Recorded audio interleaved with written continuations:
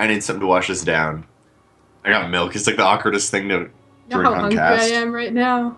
So cruel. Yeah, she took drugs. She took some drugs earlier. She's got the munchies now. Here we are on Dusk Towers. In the bottom left-hand corner, it is the Red Zerg player representing Root Gaming. It's JimRising. And his opponent spawning in the top right.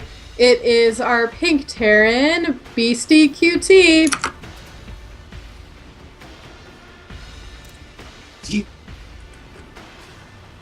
Sorry, what, Hawkeye? Nothing. There's a voice I don't know if you can hear that happens to come up on my head. Tells me about errors in the ways of the world and tells me that, DrennoC, you're completely wrong. I'm like, oh, wow. Self-conscious.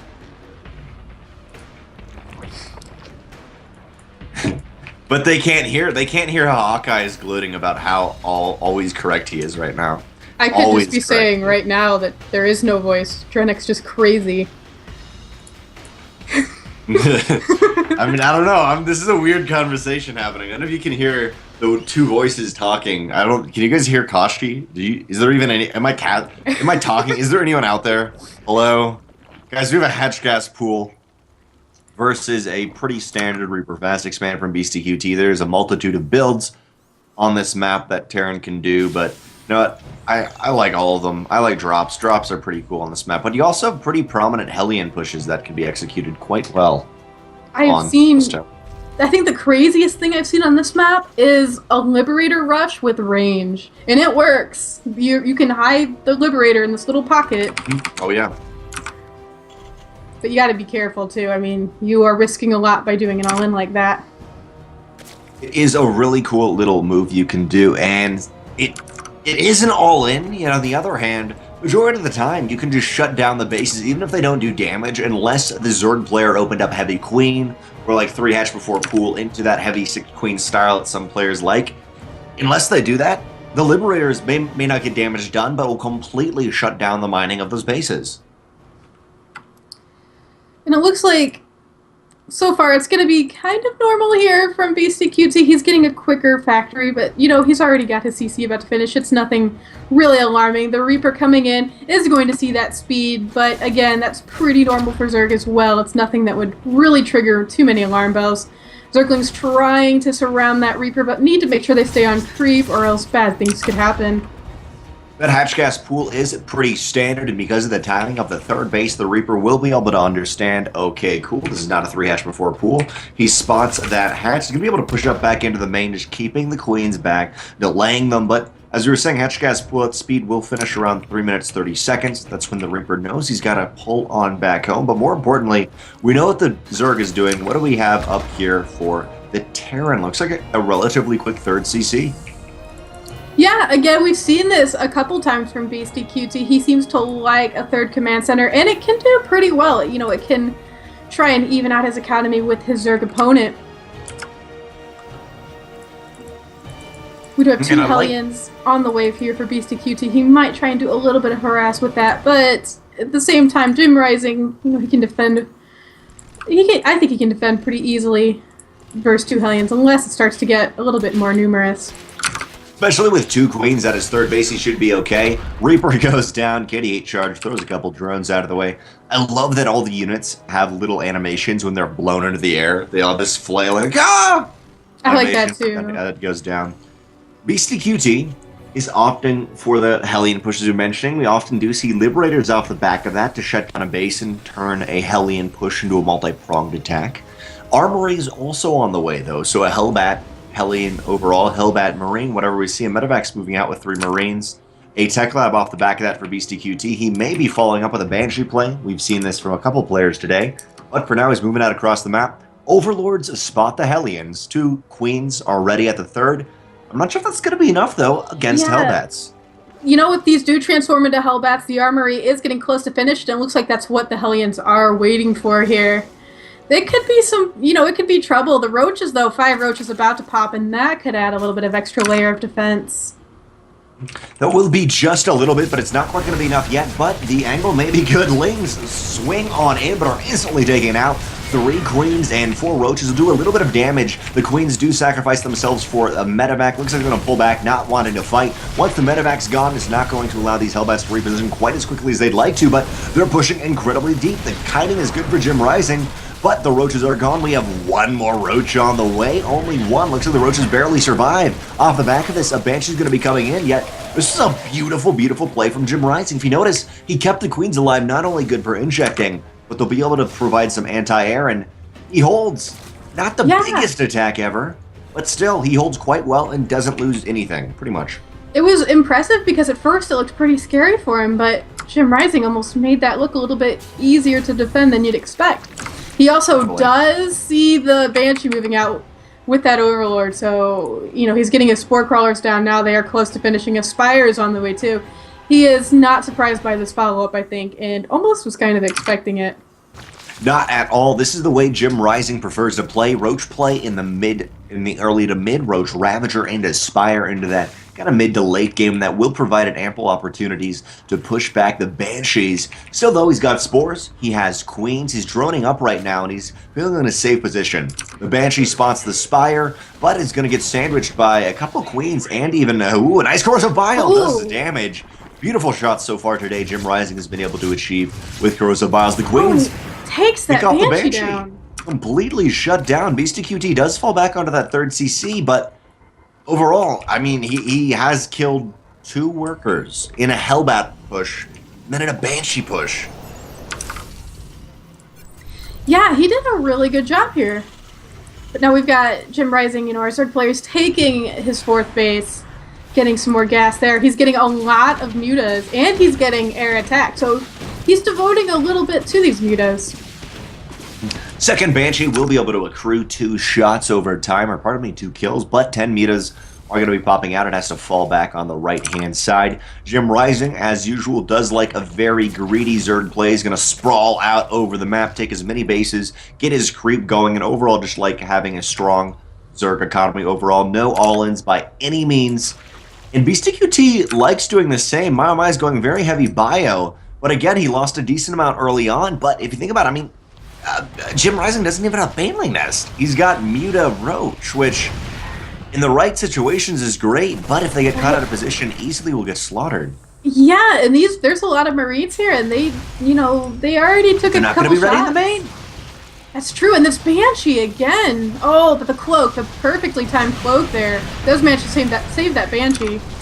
Nice, though, snipe on this gas. That will put Beastyqt a little bit behind, but not hugely. I mean, JimRising just trying to do what he can with these mutas. The question is, will he transition? He is getting more lings. No sign of a Baneling Nest yet. I don't know if he is going to go Banes at this point. Well, we'll see. He's got +1 melee and Zerg flyer attacks. He's committing to an intriguing, like, Muta-Ling Roach. Sometimes he likes Ravagers. He uses Ravagers as more of a spellcaster utility than anything else. And it looks like there's going to be a surround. I would like to point out I was incorrect. There's a Baneling Nest, and it is researching. Oh, Centrifugal Hooks is on the way, but there's no Banelings currently in the main composition. A nice angle for the overall army of JimRising, but they're going to move into 2 Widowmines, barely. He falls back just before he moves into them. Beastyqt has a beautiful backbone he can fall back onto. These 2 Widowmines, he's going to push right, going for a drop, while he holds the middle, and the majority of the army for JimRising is going to be the top left, but an Overlord scouts the drop, and he's going to reposition his mutas. As you were saying, though, he does not have that many Banelings. He needs to get more of them. On the other hand, Beastyqt, he's moving out, but back at home, it's a very unstable defense if JimRising can stop this and push back. Yeah, and it is now 9 minutes. That main base is going to mine out. That 4th hasn't landed yet, so JimRising is ahead on economy. But Beastyqt, he's marching forward. More Banelings are out, but Baneling speed not yet finished. Drop cleaned up in the bottom right, while another attack coming out for Beastyqt, trying to lure these units into the Widowmines. So many Widowmines, but there's not enough bios to make them really worth it. Couple of Widowmine shots do go off, but an Overseer comes on in, and huge Widowmine shots. Overseer comes on and cleans it up. Beastyqt is on full retreat back home right as he tries to secure a 4th base, but like I was saying, no supply depot wall. Reinforcements. No supply depot wall, no bunker. If JimRising morphs in a lot of Banelings, he could have a game win right here. Yeah, this is looking really good now for JimRising. He he's getting an infestation pit as well, probably going to go for Hive if it comes to that point. However, Beastyqt, he's getting his 4th base set up, and it is in that dangerous spot that we talked about. This can be a little dangerous with this ledge here. Oh, nice. Muta's going, trying to snipe that sensor tower, allowing Beastyqt to be unable to see where the main armor positions are and pulling all the bio out of position. It's going to be the ideal time for JimRising to push in, but he's going to try to get even more kills. He has 21 mutas in this flock, and that is enough to start doing damage into the missile turret and killing it. Lots of SCVs are ready to heal. But it looks like Beastyqt is just going to kind of hold with hoping that those mutas won't stay. Moving on the right-hand side, mutas fall back while the main army repositions. And again, JimRising, he just loves this economic macro. I'm going to wait till I get Ultras and get the perfect Zerg composition. I'm not going to all in, I'm not going to find a timing attack. I'm just going to keep you on your side of the map till I have Ultras, and then GG. Yeah, and he's getting 13 Banelings out now. His hive is started, his hive has started in production. He could get Ultras out in the next few minutes, or at least an Ultralisk Cavern. And when that Ultralisk Cavern is done and the armor's been researched, he's going to be pretty scary. JimRising, for the majority of this game, has had quarter more of the income than Beastyqt. Beastyqt has done a little bit of damage here and there, but I think in all the games today that we've seen JimRising win, he's just able to take so many bases, so much economy, that even when Beastyqt or another mech player that we saw earlier is able to push deep into JimRising's territory, he just beats them by pure economy. He just keeps throwing stuff at them. Yeah, he's shown to be such a strong macro player here. He's running into the main base, getting a lot of damage on it. And that's the 3-3! The 3-3 is so important in this position. If both of them are canceled, one is canceled, Bio comes in, and the +1 attack will be able to finish, but still pulls the army back. And every time this army is pulled back, I'm just waiting for the Link Flood to hit that 4th base of Beastyqt. Yeah, JimRising doing such a great job here with the snipes. These mutas totally worth. They are just being so annoying. 1 or 2 mutas with the main army may be worth it to start shutting down the medevacs. Look like there are a couple. The drop will eventually be cleaned up with the mutas on incoming, and we do have an Ultralisk Cavern on the way, yet Beastyqt is also going 1 for 1 in the grand scheme of tech. Ghosts are on the way. We also have some Liberators ready, and he's moving towards his 5th base. So far in this game, there's been damage to both sides, but neither has really inflicted major damage. They're both getting up to the Dream Comp, and this may be where JimRising forces a fight. The CC is going to be killed. Beastyqt repositions, but will JimRising be a little bit quicker at the reposition? Needs to be very careful with all these Banelings on the field. Banelings do get some decent hits, and the mutas just go forward, destroy those Liberators, and the rest of the army just moves in. Beastyqt losing a lot of his army here. The bio cannot stand versus any of these mutas. There's the Thora, there's a lot of bio coming down from the main, and JimRising's got to be careful. He's going to fall back, but he did manage to stop that 5th CC. He's still got a lot of creep going on to that 5th CC's position, and now he's bought enough time for that count. 8 Ultras are on the way. 3-3 is also on the way. Kindness plating is not done, but I won't be surprised that starts soon. JimRising falls back onto almost pure muta composition, which, oh man, that's almost pure Ultra composition. Just gonna wreck. Yeah, Ultras, especially when they've got their armor upgrades, are more immortal than immortals. They are very tough to kill. It's like JimRising, though, looking like he wants to take a few more bases. Really just wants to take that entire side of the map. Doing a great job with his macro. Great creep spread, and with Dusk Towers, you really have the west side and the east side of the map. For now, JimRising is taking that west side, and yes, I can do a compass. I got this, DrennoC. I got compasses, and you know what's cool, though? Do you see what's in the production tab, That's what I was saying. Do you know what's cool, though? A nuke is on the way. There's a couple ghosts, but the army of JimRising, or pardon me, Beastyqt, is caught slightly out of position. Widowmines do some damage, but it's not going to be enough. Kindness plating's on the way. There's only 2 Ultras for now. The Ghosts may have to use the majority of their energy on these Ultras right now. There is a nuke ready. None of the Ghosts are in position, and this may be a fight for their lives. Yeah, this is looking very scary. Ultras just running forward, able to take out a Thor, going to kind of corner some of that bio. The bio starts to run up the ramp.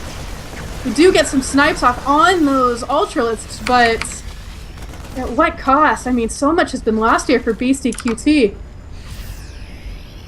Thankfully, nukes do not cost any energy, so they will have the opportunity to use that one nuke available, but finally, also, these ultras are at 7-3 plus 3 melee, just a few seconds away. 7 more ultras are on the way, and man, there's going to start to be some guerrilla warfare. These ghosts need to get out of the map, starting to nuke bases to stop and hinder JimRising's overall economy, but his economy is so dang strong, he has double the income of Beastyqt right now. Beastyqt's barely hanging on, but you can even see JimRising the base in the bottom right. He's got so much income, so much production. He's gonna just side slap into this bottom right-hand 5th base, and it's gonna go down. It's canceled. So many SCVs and mules. Oh my word. Yeah, JimRising's macro through this has just been so powerful. Oh, a decent amount of ultras go down during that fight, leaving the mutas alive. Ghosts and Bio will still be able to contest this, but right now I think with that nuke that we saw earlier, I mean, JimRising needs to put some pressure on Beastyqt, but Beastyqt said too tired for this. GG, JimRising. 1-0 in this best of 3. GG. His Zerg, his macro Zerg is just so strong. And he even had that early Hellbat push from Beastyqt, and I'm wondering if maybe he shouldn't have done that and taken a quicker third, because he just could not go 1-for-1 with the macro. The Zerg was able to take it, and I guess the way you beat that is with the big timing attack, as we saw from Dolan, our mech player. Wasn't quite able to beat JimRising, but the timing attack that right before Ultras come in, right before Infestors finish out, you just go and you finish it. And don't allow them to get up that tech, whether they've been saving up to, and they produce mass roach, and they just kind of flail from that point on. But JimRising has not lost to that yet, and I don't think he's lost overall in this tournament yet. You know, that's a great question. I think, didn't he lose one game? Am I thinking right? I'll have to check. He did lose a game to Warren. But overall, he's done really well. The only game he's lost has indeed been to Warren. Next game will it's going to be on Prion Terraces. We're both having the same thought there. JimRising currently 8-1. He is now 9-1 overall in the RSL Weekly number 7. Beastyqt looks like he is 105-2, with the 99-0 being factored in. That's right. He won 99 games. 99 games in a row to 0, man. 99 games and a Protoss ain't won. 99 problems.